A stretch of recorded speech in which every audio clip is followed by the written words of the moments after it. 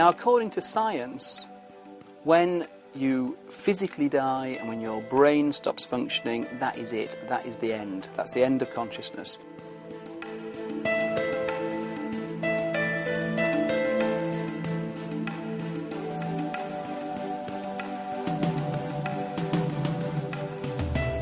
One day in the summer of 2002, Martha Copeland of Lawrenceville, Georgia, played back a sound recording she'd made earlier that day and heard the voice of her daughter Kathy disciplining her dog.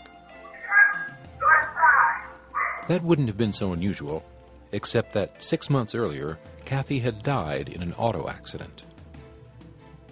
In September 2005, Vicki Talbot of Seattle, Washington, received a message on her answering machine from her son, Braden.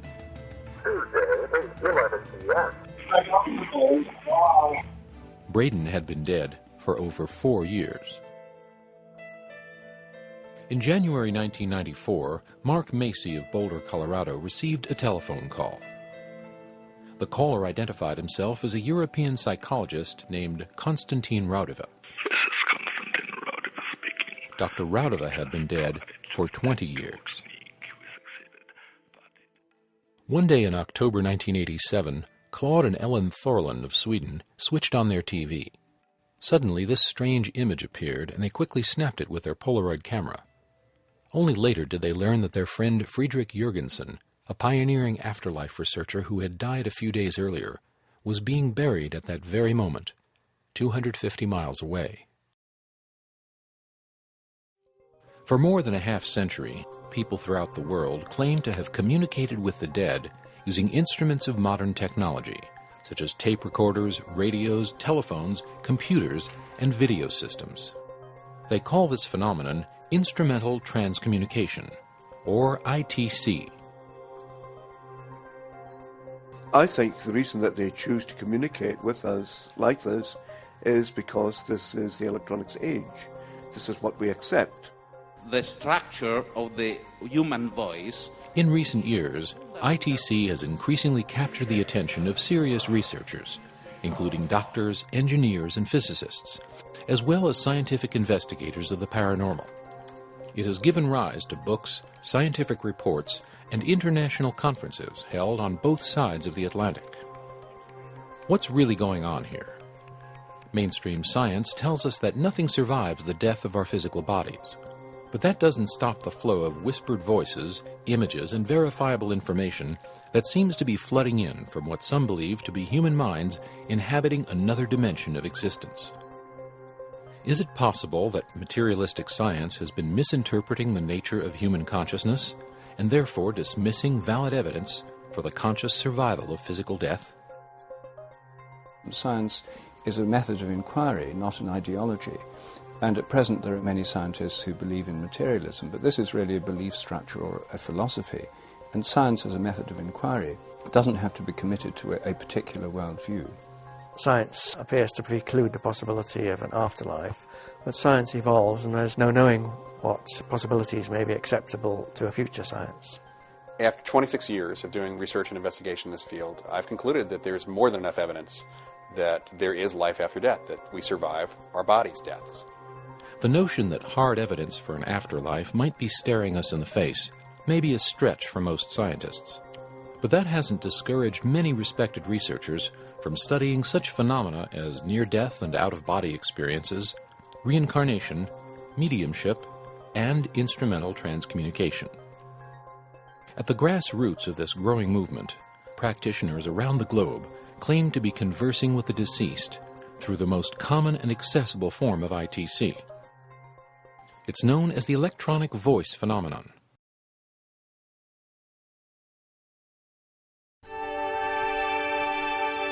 A brief definition of the electronic voice phenomenon, or EVP as we call it, would be the existence of voices of unknown origin which appear in tape recordings particularly, but could also be recorded in other ways.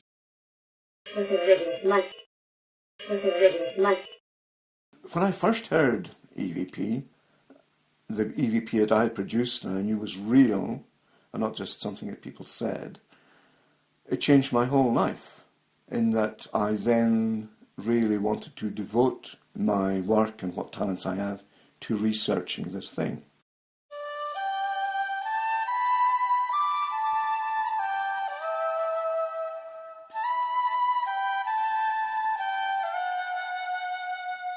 Electronics engineer Alexander McRae lives on the Isle of Skye off the coast of Scotland. A leading expert in voice communication systems, he developed speech enhancers for the Space Shuttle and voice links for the London Underground. When he first heard about EVP, he was convinced it was an alarming fraud aimed at exploiting the vulnerability of the bereaved. I'd had a high level of security clearance in the UK and the US, so, I'd been into some quite fancy things, but I didn't believe this. With his expertise in speech communications, he started recording EVP in an attempt to discredit it. And then one evening, to my great surprise, with some equipment I was developing at the time, I heard a voice.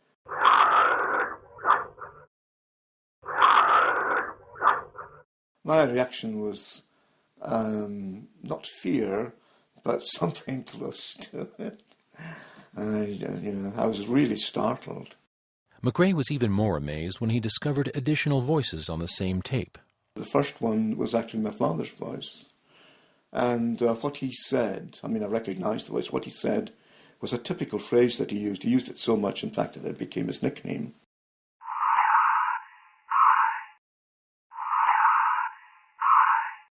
So I became reasonably convinced that this was the electronic voice phenomenon that people had been talking about. After 25 years of research, McRae is one of the world's leading experts in EVP. What my research has convinced me is that there is another dimension to our existence, and that includes life after death.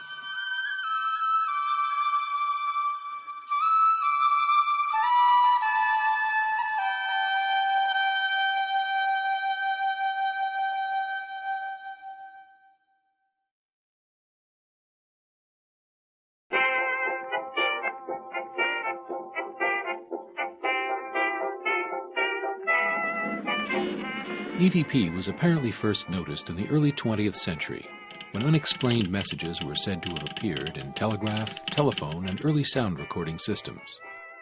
As communication technologies developed, the idea of using them to contact the souls of the departed fired the interest of a number of well-known scientists and inventors, including Alexander Graham Bell, Nikola Tesla, and even Thomas Edison, who proposed building a device to capture spirit voices.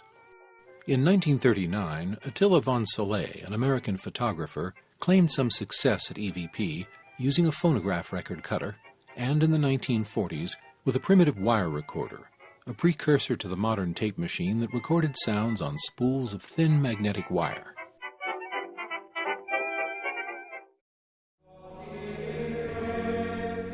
In 1952, while editing wire recordings of Gregorian chants, two Italian priests, Agostino Gemelli and Pellegrino Ernetti, inadvertently picked up the voice of Gemelli's deceased father. Because traditional religious strictures forbid communication with the dead, the two fathers feared that they had committed a mortal sin. But they were greatly relieved when Pope Pius XII declared the recording a major discovery, one that might lead to new scientific studies for confirming the existence of an afterlife. Then, as tape recorders became popular in the 1950s, people reported hearing mysterious voices in their recordings. At first, no one took these strange intrusions seriously, and they were dismissed as the random pickup of stray radio broadcasts.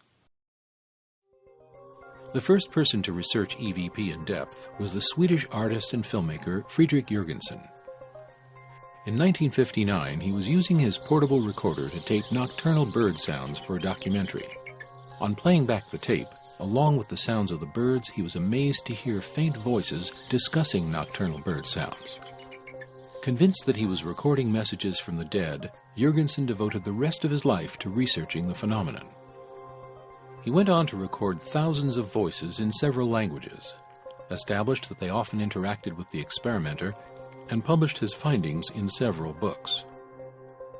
One of Jürgensen's pupils and collaborators was the Latvian psychologist and philosopher Konstantin Raudava. After working with Jurgensen, he too became convinced that EVP was the dead speaking.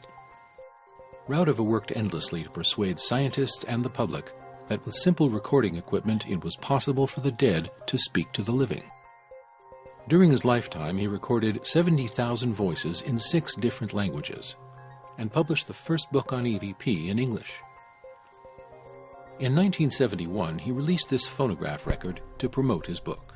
The voice then calls the experimenter's name, Konstantin Raudive. The experimenter states that in his opinion, man cannot grasp the events after death with his intellect. A voice replies in German, kann. He can. In another recording, the experimenter remarks that people do not believe in life after death, and a voice answers, So sind sie. German, that's how they are. Raudova's voices triggered interest across the world, and especially in Europe. German physicist Ernst Senkowski was an early EVP experimenter.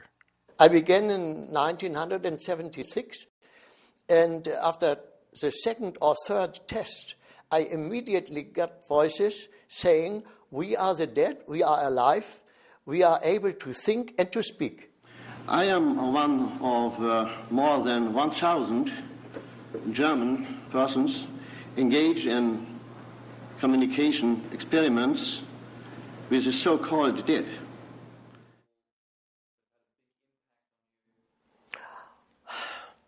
Well, one of the first extraordinary voices I received 14 days after I started was the voice of my late father. And he addressed me with my nickname he used when I was a little boy.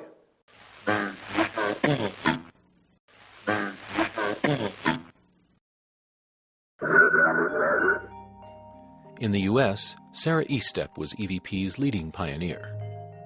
She made hundreds of her own recordings and published her own groundbreaking book, Voices of Eternity. In 1982, she founded the world's first organization devoted to the study of EVP, the American Association for Electronic Voice Phenomena, now known as Association Transcommunication. Today, the organization is based in Reno, Nevada, and is directed by Lisa Butler, a psychologist, and Tom Butler, a communications engineer. The function of the association is to provide objective evidence that we survive death. It is also a community of researchers and people that are just interested in the phenomena. After reading Estep's book, the Butlers became fascinated with the possibility of recording voices of the deceased. Following Estep's instructions on how to obtain EVP, they soon began to get results. Hearing the first EVP was absolutely amazing. I don't think I slept for 3 nights. Like many who experiment with EVP, the Butlers discovered that some of the voices were familiar. At the end of the recording, we said, is there anybody else that would like to say something? And here was this voice that I recognized immediately as my mother. I immediately recognized it as being her mother's voice, and I understood exactly what it said. The importance of that is just unspeakable. When I heard it for the first time myself, I was actually first a little unnerved, and then as an electronic engineer, there was a task of trying to figure out how could that possibly be occurring, where could the voices be coming from, and how would they be in the electronics. So the rest of my life, I guess, I'm going to be spending trying to answer those questions.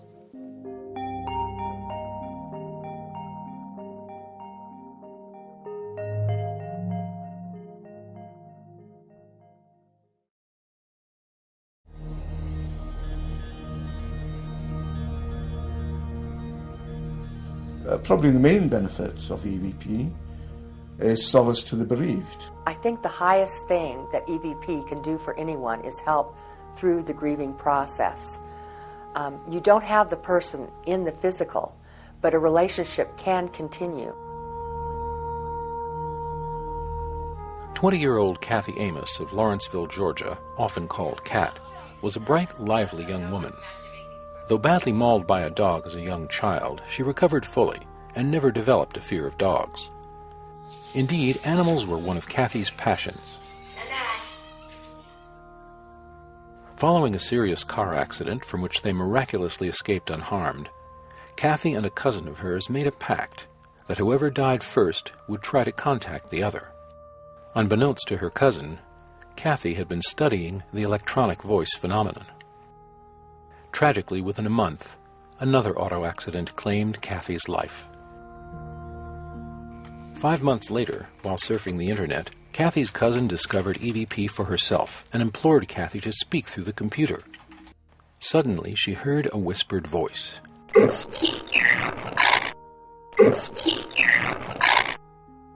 Soon, Kathy's mother, Martha Copeland, was recording her own messages from Kathy.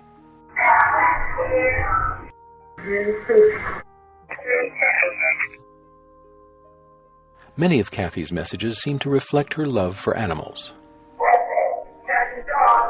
One day, as she often did, Martha switched on her recorder at home and went out shopping. When she returned, Kathy's dog had made a mess of the house. When Martha checked the recording, she heard Kathy's voice admonishing the dog. A similar incident produced the following EVP.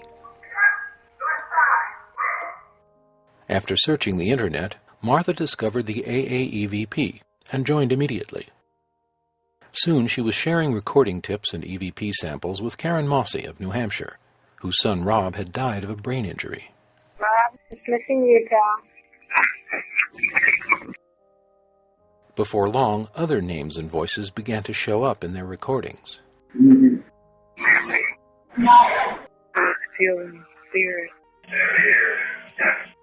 The name Braden popped up repeatedly. I know, great.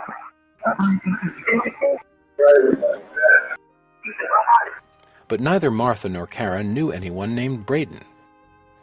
Only later did they learn that Vicki Talbot of Seattle had lost her son in a kayaking accident and had just joined the organization. Her son's name was Braden. Braden died on March 11th, 2001. He was 20 years old. He was with his best friend Jim, who was also 20, and they were out kayaking in Bellingham Bay, and they just never came home.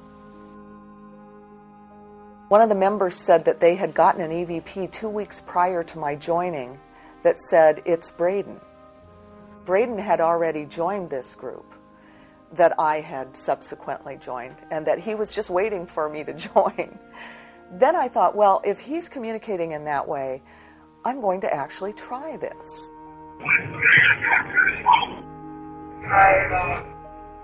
When I started receiving messages from Braden, my whole grieving process took a turn. Certainly I continued to grieve, but there was this sense of excitement. To actually hear from him just thrilled me beyond belief, and I knew then that there was the possibility that I would continue to hear from him. Happy birthday. One of the first messages I got from him was, again, him saying, "Mom," very clearly twice. He's just as funny as he always was. What do you know that I don't? One night when I was feeling very sorry for myself, I recorded a message from Braden saying, "Sorry, Mom, but I lost everybody. Sorry for being crabby."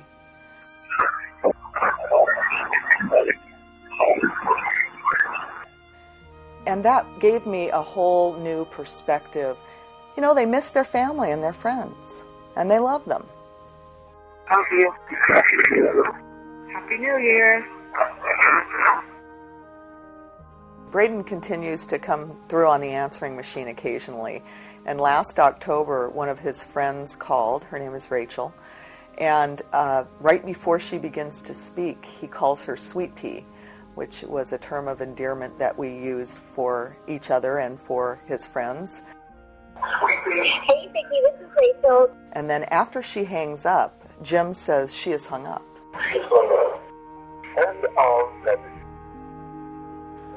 Before long, this core group of Vicki Talbot, Martha Copeland, and Karen Mossy expanded into its own national organization, whose members record every other Thursday and share the results over the internet.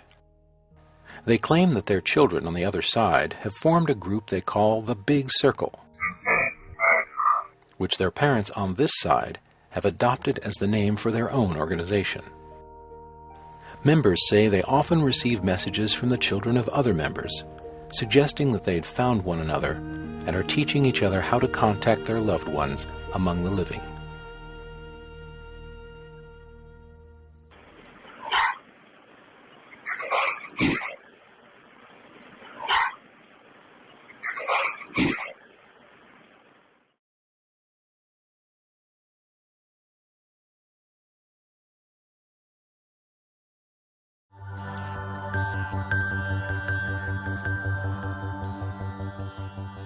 If somebody came up to me in the street and said, there's nothing paranormal about EVP, I would say, well, I believe in experimental evidence. I've done at least 20 years and hundreds of experiments, and I know that it is a paranormal effect.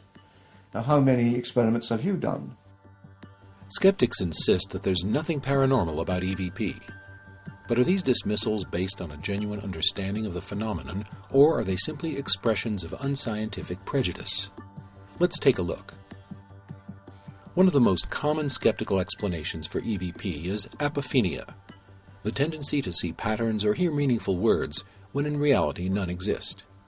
Is it possible that EVP is just misidentified noise? That may be true of some EVPs known as Class C, which are often quite indistinct. But according to Alexander McRae, even Class C EVPs can be successfully verified by the use of voice prints. You create a voice print of the EVP utterance, and then you say the same thing as you think is being said in the EVP utterance. So you now have two voice prints, and you just visually compare one with the other, and if they match, you're correct. Another way to understand Class C recordings is to work with panels of experienced listeners.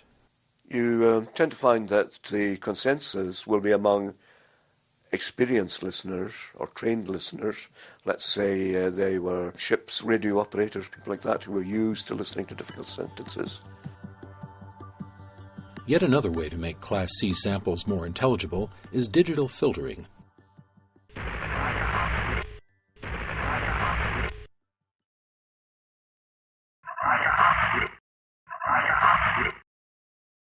And finally, some Class C recordings may be inferred by their context.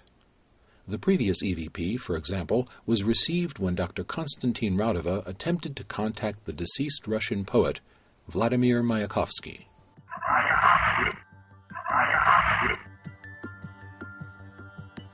EVP samples in Class B are more intelligible than those in Class C, and most listeners usually agree on what they say.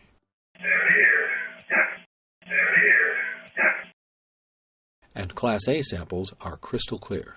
Once earthly Jenny, once earthly Jenny.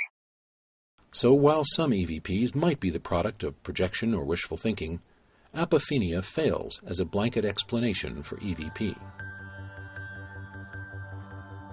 Another skeptical claim is that EVP practitioners are simply unaware of other people's voices in their environment, which on playback they mistake for EVP. However, EVP is usually recorded in very private circumstances. It has also been received on recorders from which the built-in microphones have been removed, as well as personal computers and other equipment, such as Alexander McRae's device, that have no microphones, and therefore cannot pick up any natural voices. Background voices can also be positively identified by the use of a second recorder. Curiously, the same EVP will not show up on more than one recorder at a time, so any sounds picked up by both recorders can be ruled out as EVP. By far the most common skeptical claim is that EVP voices are nothing but the random pickup of stray broadcast signals. But EVP researchers point out that recorders can pick up radio signals only under very rare and limited conditions. They also cite many other reasons why the radio pickup theory falls short. The fact that EVP occurs only in short durations is also evidence against the theory that it is radio pickup.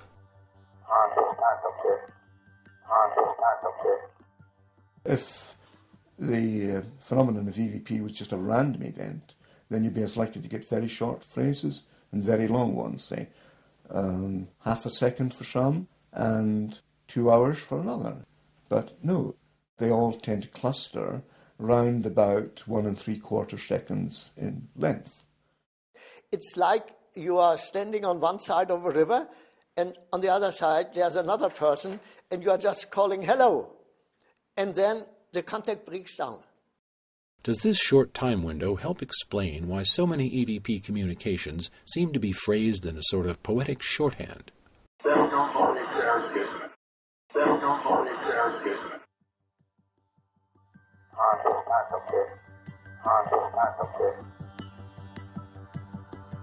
One of the most obvious and consistent characteristics of EVP phrases is that they are whole statements. They begin with the first word of the sentence and end with the last word of the sentence, and that is against all probability of just being a chance event. And that does indicate that somebody is trying to communicate.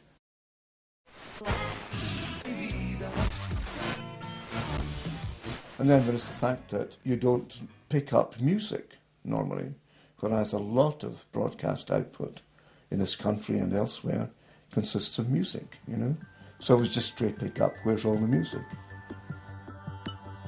People who practice EVP often discover an apparent interactivity between themselves and the voices recorded. She asked if there was anyone that wanted to speak, and there's a voice. If radio pickup were the source of EVP, this would be astronomically improbable. It'll answer questions that you ask. It'll respond, make comments about things that you're doing. We were in a location that was supposed to be haunted, and it was very dark. I had turned on a pin light to see if the recorder was working. When we listened back to the tape, we were very surprised to hear this voice.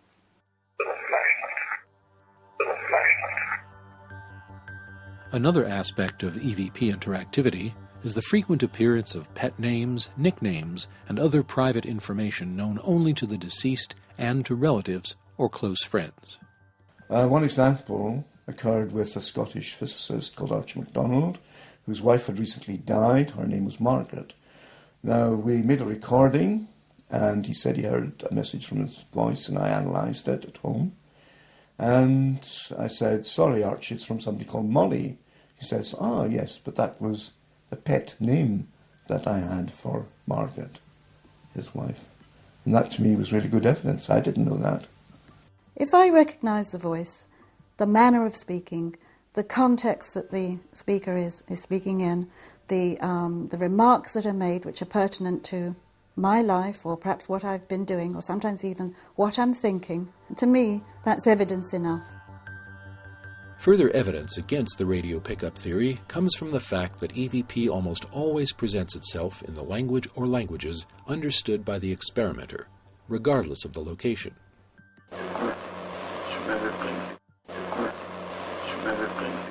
If you record it in another country where it's not an English-speaking country, but all you understand is English, you will record English EVP.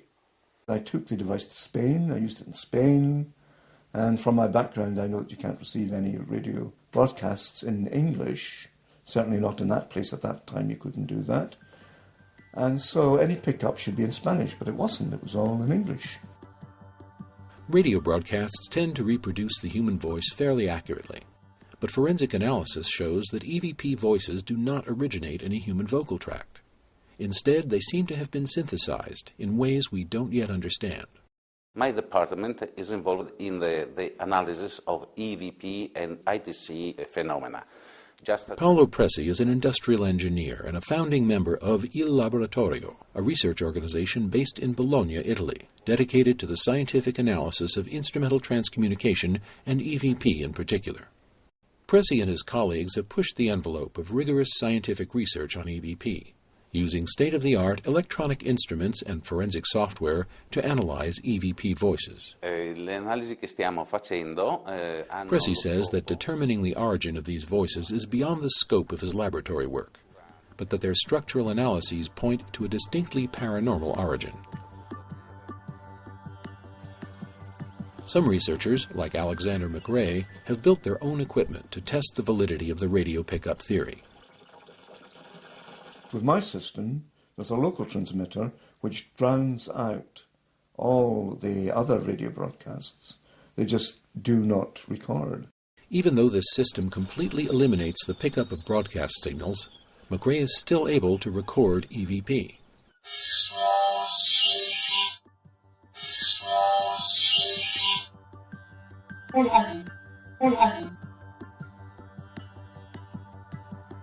Determined to test the radio pickup theory once and for all, McRae traveled to the United States.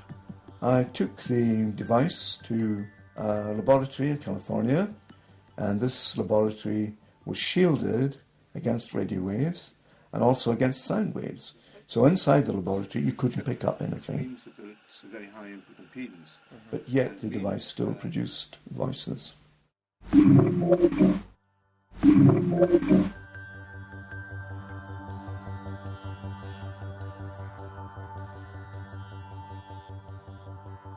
The final recourse of the skeptic is simply to declare EVP a hoax. But there's no actual evidence for this as a blanket explanation. On the contrary, there seems to be an abundance of scientific evidence in its favor, and hoaxing seems to be an extremely unlikely motive when so many individuals have been obtaining results for so long, and virtually all have shunned publicity. There are also huge odds against grassroots EVP practitioners having the expertise to electronically synthesize the voices that appear in their recordings.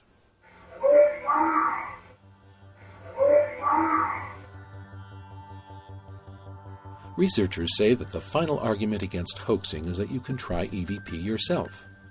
Since the method of obtaining EVP is technically simple, testing its validity can be done by anyone. To find out whether something is genuine, you have to do it yourself, because then you do not depend upon believing other people. There's no guarantees you're going to make the contact. There's no guarantees that those on the other side will want to make the contact with you. But on the other hand, maybe they will, and in most cases they probably will. So try it. Try it for yourself and see what you get.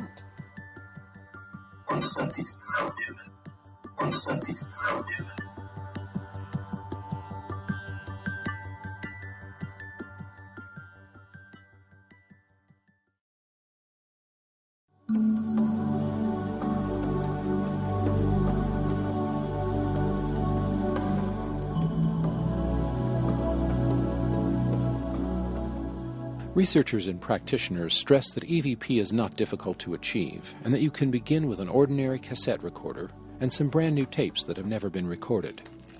Use whatever you've got available. Don't go out and spend a bunch of money. But if you don't have something that records, this is a basic setup. This is an analog recorder. It's very inexpensive. It has analog buttons that makes it easy when you find an EVP to go back and listen to it again. It has a counter on it. The counter allows you to note where the EVP is. With the cassette recorder, you want to use a standalone microphone because the internal motor of the cassette recorder is noisy and will cover up your EVP. You always want to use a set of headphones. Usually in the beginning the voices are very soft, so the headphones help you hear the soft voices. Many EVP practitioners report that these digital memo recorders, also called integrated circuit or IC recorders, are especially effective at capturing EVP voices. Some of them provide easy connections for saving EVP recordings on home computers. Some practitioners skip the recorder entirely and record directly on their computers using readily available audio software. You can record EVP anywhere. When you're starting out, we would suggest that you pick a spot and start recording at the same time each day and in the same spot. It's kind of like they know your intention by doing that.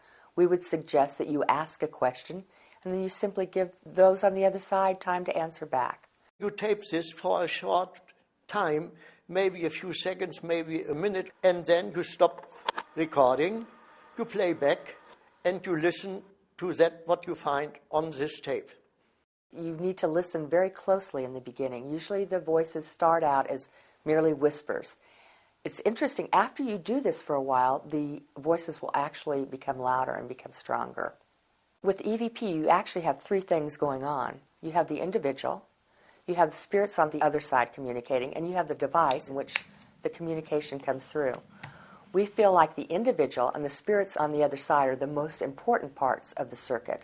The equipment seems to be the least important. Some practitioners prefer dim light to calm their minds and minimize distractions from the environment. Others find meditation to be helpful in clearing their minds and focusing on making the contact. Researchers say that some EVP voices seem to be formed out of available background noise, so the chances of getting clear EVP in quiet environments can sometimes be enhanced by adding a small amount of broad-spectrum background noise, for example, from a white noise generator or a small electric fan.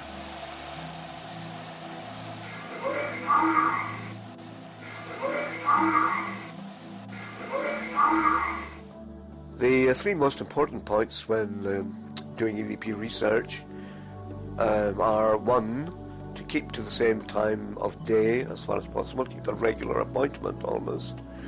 The next one is if you have an emotional bond with the person you're trying to reach, then that does help an awful lot. And the third one is to communicate yourself.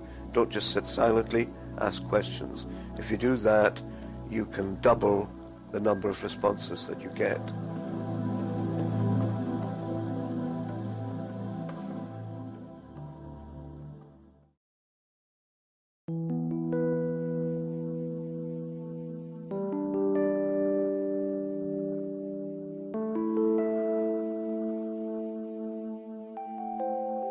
When the phenomena expanded into pictures, faxes, computer messages, actual phone calls, another term had to be coined, and that became instrumental transcommunication, or ITC, which basically means communication through instruments.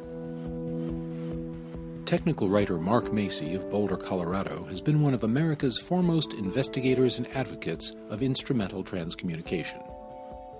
He has written and published several books on the subject, and his website, worlditc.org, is a rich source of ITC history, lore, and information. He has performed his own EVP and ITC experiments,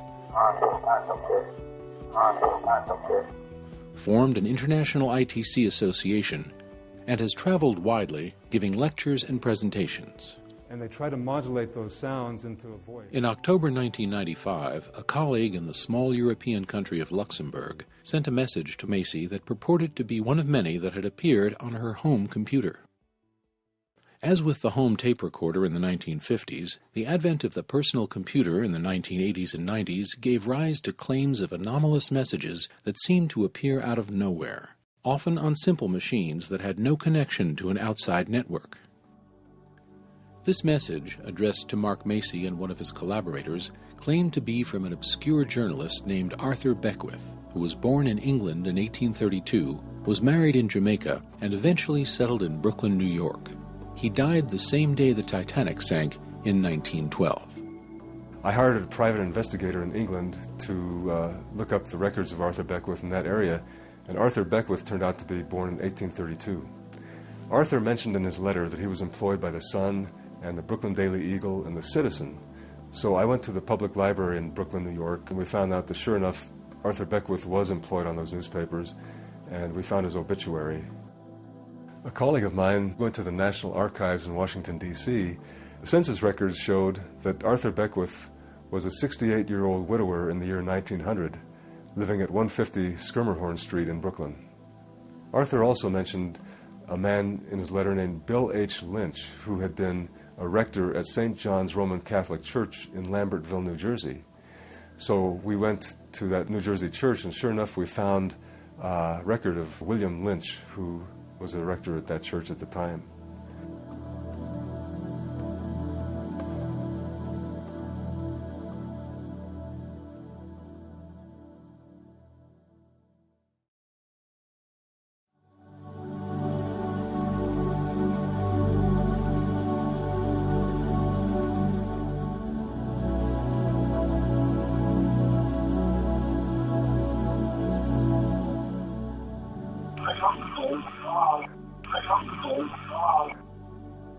Do people actually receive phone calls from the other side? In the 1970s, two veteran parapsychologists, Scott Rogo and Raymond Bayless, set out to answer this question. After investigating numerous cases across the U.S., they concluded that phantom phone calls were not only real, but also surprisingly common, estimating that hundreds were received every year in the U.S. alone. As with other forms of ITC, people claim that they clearly recognize the voices of deceased friends and loved ones. Physicist Ernst Senkowski is among several researchers who claim to have received phone calls from the dead. In 1976, while working at his home in Germany, he claims to have received a call from video ITC experimenter Klaus Schreiber, who had been dead for several years. He came through with his voice on my telephone, and it was the absolutely clear voice of Klaus Schreiber. And I was, for a moment, astonished. And then I said, Klaus, do you allow that I record it? And he said, yes. And then he said, please give my greetings to Rainer Holbe, with whom he co-worked already during lifetime. Und sag auch dem Rainer Holbe Bescheid, dass die Verbindung geklappt hat. Es ist fantastisch, lieber Klaus. And to the people in Luxembourg, they will be very glad. Die Leute aus Luxemburg werden sich freuen. And then Klaus, I asked him, did you ever try to get in contact with other people? And he said, naturally. Klaus, hast du versucht, dich manchmal über Radio zu melden? Selbstverständlich. But I have here somebody who wants to speak to you, and I give him the device. And you hear something like rattling. Aber ich habe hier jemand, der sich bei dir melden will. Ernst, ich gebe ihm das Gerät. And then a Roman Catholic cardinal came through. Hier, hallo. Ja. Hier Augustin Lund. Augustin Lund. Vielen Dank für Ihre Bemühungen. And I was dialoguing with him, and he quoted a sentence which my late father used to say when he had some struggling with other colleagues about the National Socialists. He was not a man of any party, but he did not like them. And he used a special sentence from his home country, Eastern Prussia. And this was quoted by this cardinal. And he said, I know your father. He told me, and then came this sentence. It's a very nasty sentence. Literally translated, it means, I cleaned his stomach. What does it mean? It means I told him the truth. Ihr Vater, ich kenne ihn, sagte mir, man hat den Menschen den Magen rein gemacht. Ja, das hat gesagt. But I never used it. My wife did not know it. My children did not know it. My father died in 1959. And there is no one who is able to use this sentence and send it to me via telephone. So there is no way out, believe me. This is reality.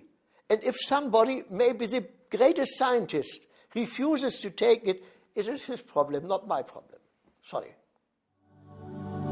There's actually a tradition of ITC researchers passing on, going to the other side, and then contacting researchers on this side. According to many ITC researchers, the undisputed champion among afterlife communicators is the Latvian-born experimenter Konstantin Raudeva, a psychologist, philosopher, professor, and author who spoke a half-dozen languages and died in 1974. There are literally scores, possibly hundreds of people who received his voice through electronic voice phenomenon. And he's spoken dozens of times through radio and telephone. This is Konstantin Raudeva speaking. I'm as fine as a dead one can be. Crazy, my dear friend, whispering greetings to colleague Meek and the others. Morning, this is George Meek. This is Konstantin Raudeva. George, my friend, at last we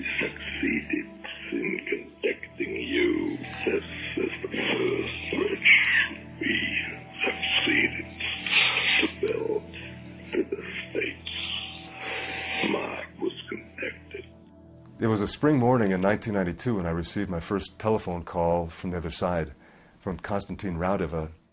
Mark Macy had been preparing to conduct an ITC experiment involving very low-frequency radio transmissions. According to Macy, the caller identified himself as Raudeva and offered advice regarding his experiment.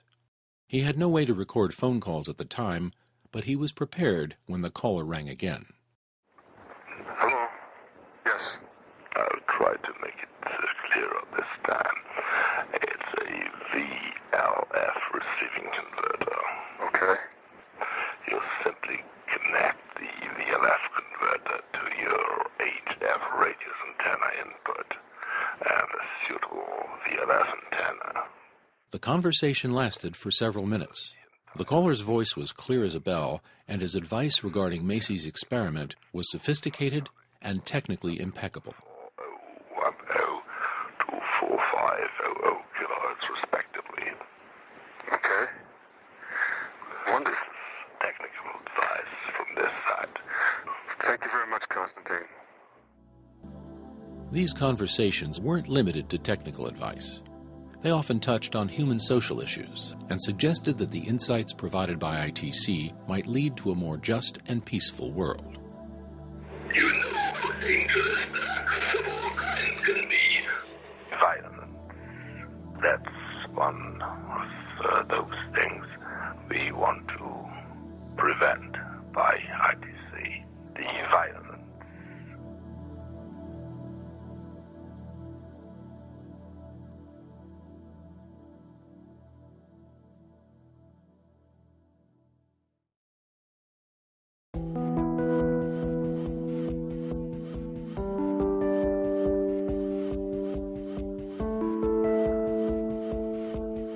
For the past half-century, instrumental transcommunication has generated keen interest among practitioners and researchers worldwide. International conferences held in the United States and Europe have drawn ITC experimenters, scientists, engineers, psychologists, and medical doctors from around the world who share their experiences, present the results of their research work, and discuss methods for better understanding the nature and meaning of ITC. One such conference was held in 2004 in the bustling port city of Vigo, situated on Spain's Atlantic coast. The conference was co-sponsored by a local development bank and by the locally published ITC Journal. The keynote address was given by the city's vice mayor, who's also a medical doctor. We are living constantly with physical death, and yet there is always the underlying enigma as to what happens after physical death. Sometimes the information is information that adds to our body of knowledge, and even predictive. Those phenomena have been with us for a long time, and we have, by mistake, thought of them as paranormal. This first division of sounds into different auditory types can be settled on the discrepancy between the periodic and the aperiodic vibrations. The conference was directed by Dr. Annabella Cardoso, a career diplomat who is a successful ITC practitioner and publishes the ITC Journal in English, Spanish, and Portuguese. I got introduced to the subject by a couple who had lost their only son in a sailing accident here in the Bay of Vigo, who requested my help in the sense of speaking with them about any possibility of life after death. We started after having been to Madrid to speak with a Jesuit priest who is quite an authority on the paranormal. And he said, well, my best suggestion for you is to try instrumental transcommunication. So I just started experimenting, and I got such important and relevant results that naturally the study of this discipline is very important to me. J'ai perdu ma première épouse, Annick, en 1988. Speaking at Dr. Cardoso's International ITC Conference, Jacques Blanc-Garin explains that he lost his first wife in 1988. In 1992, after discovering EVP, he and his present wife, Monique, founded an organization known as Infinitude, Infinity, which links over 1,000 EVP practitioners throughout Europe. The organization's main purpose is to help the grieving connect with their loved ones who have passed. They also publicize EVP, train people in its use, and provide networking opportunities for practitioners in France, throughout Europe, and beyond. They also promote research into EVP and ITC aimed at improving the quality of the results. At the Vigo conference, the Blancarins presented some of their members' EVP samples.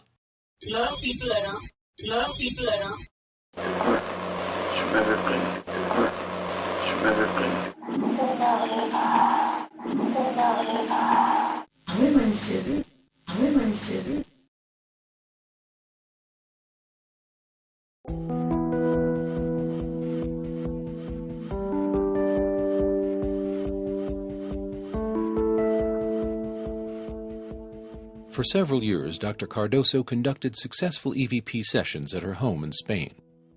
Her library includes hundreds of tapes that document the results of her experiments.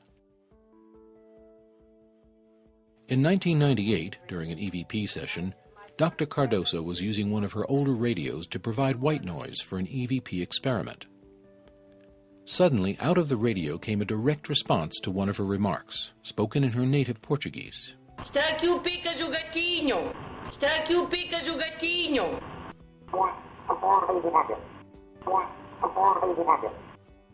Dr. Cardoso says that these voices have often called her by her childhood nickname, Bella.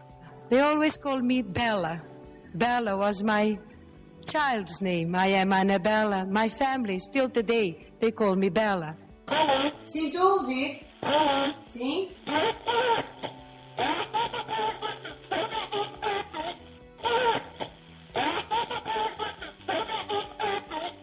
Since DRV voices come out of radio receivers, couldn't stray radio broadcasts be the source of these apparent communications? I would say to the skeptic that stray radio emissions do not reply to you when you ask who is speaking. Stray radio emission will not tell you it's your brother Luis. I mean, that's nonsense. The theory that direct radio voices are in fact the dead speaking is strongly supported when they are clearly recognized as those of deceased friends or relatives.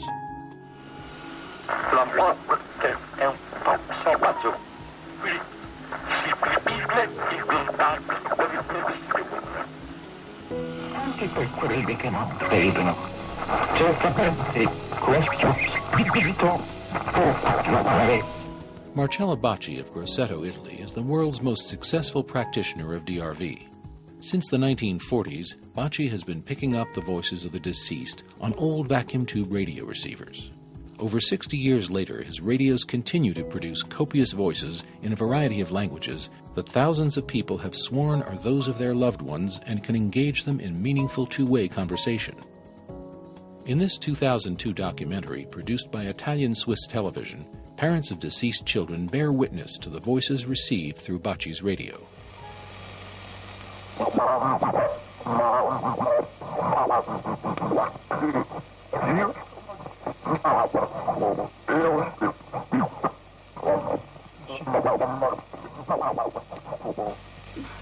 Ciao, Marco, ciao, ti abbraccio.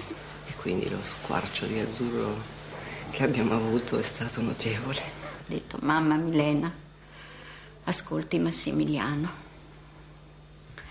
E quindi se io avessi avuto dei dubbi quella sera proprio me li sarei levati tutti perché nessuno mi conosceva.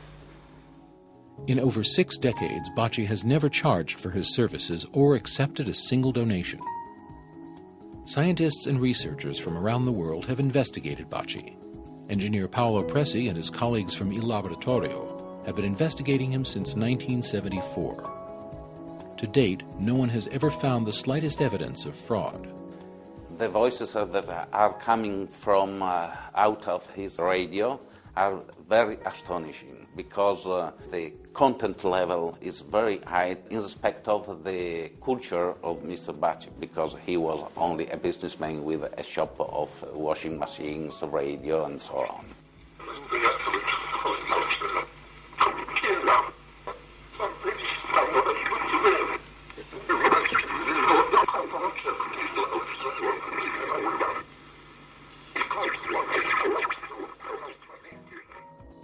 Despite nearly 4 decades of accumulated evidence, some skeptics still insist that the voices could be faked by transmitting them from a remote location.